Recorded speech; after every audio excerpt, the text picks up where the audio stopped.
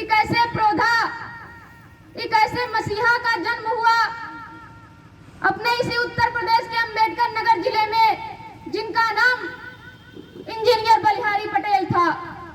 साथियों, इंजीनियर बलिहारी पटेल ने 4 नवंबर 1995 को इसी कमेरा समाज के हक अधिकार की लड़ाई लड़ने के लिए लखनऊ के, उत्तर प्रदेश की राजधानी लखनऊ के पावन धरती पर 2 लाख किसान कमेरा मजदूरों को इकट्ठा कर कर एक साथ चलने के लिए राजी किया, एक रास्ते पर चलने के लिए राजी किया।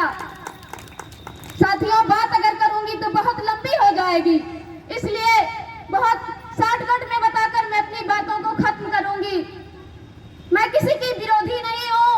एक दोहा कहा है कबीर जी ने कि सच बोलूं तो जग रूठे और झूठ बोलूं तो राम, मुझको बताए समझ ना आए दुइये कठिना काम। आज मैं सच बोलूंगी तो किसी को तकलीफ जरूर होगी, और झूठ बोलूंगी तो मेरा खुदा मुझे माफ नहीं करेगा। इसलिए सच बोलना सबसे ज्यादा जरूरी है, और अगर मैं सच नहीं बोलूंगी तो आपको पता नहीं चलेगा। साथियों, अभी जल्दी में बीजेपी के अलायंस में अपना दल यस है, उनकी माननीय मंत्री जी आई थी और बहुत जोर जोर से चिल्लाकर कह रही थी कि अपना दल का निर्माण सामाजिक न्याय की लड़ाई लड़ने के लिए हुआ है।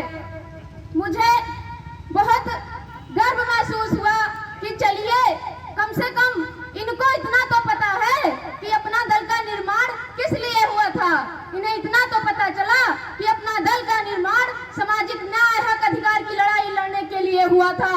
लेकिन फिर इस बात का अफसोस भी होता है कि 23 अगस्त 1999 में इलाहाबाद के पीवी टंडन पार्क में जिस संगठन को, जिस मिशन को, जिस नीले केसरिया झंडे को इंजीनियर बलिहारी पटेल ने आपके हाथ में पकड़ाया था, उसी संगठन को, उसी नीले केसरिया झंडे को कुचलने का काम किया गया था।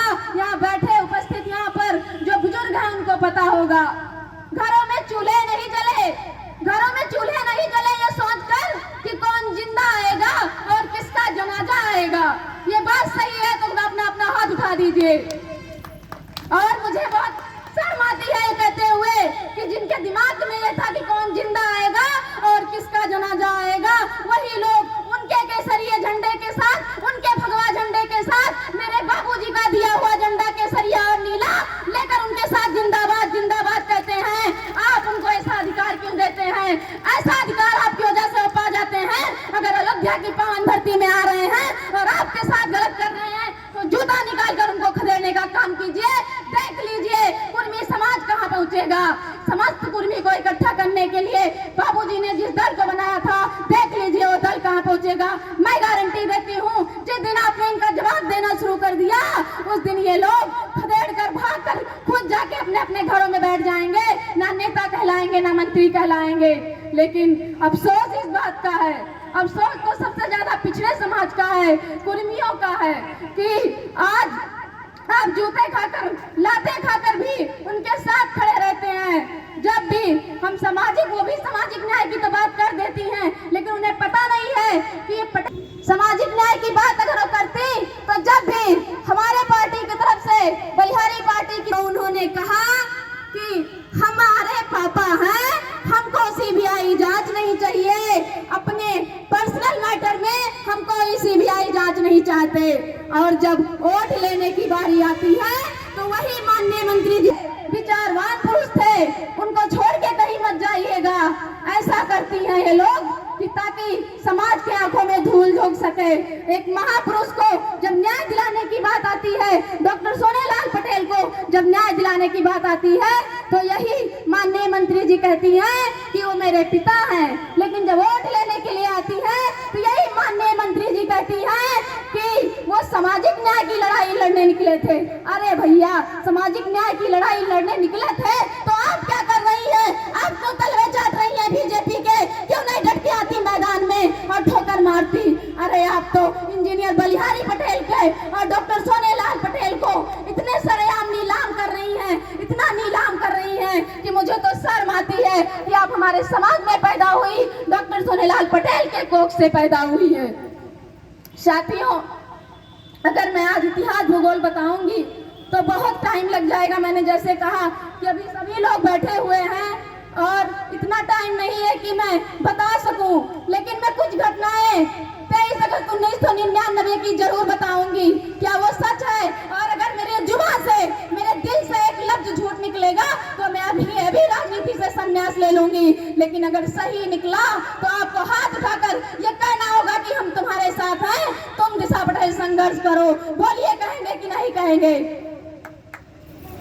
साथियों, जीतलाल वर्मा जो थे, जब 23 अगस्त को पीबी टंडन पार्क इलाहाबाद में पीटा गया, लोगों को घसीट घसीट कर जानवरों की तरह मारा गया, तो वहां पे जीतलाल पटेल, डॉक्टर सोनेलाल पटेल के साथ जेल में थे।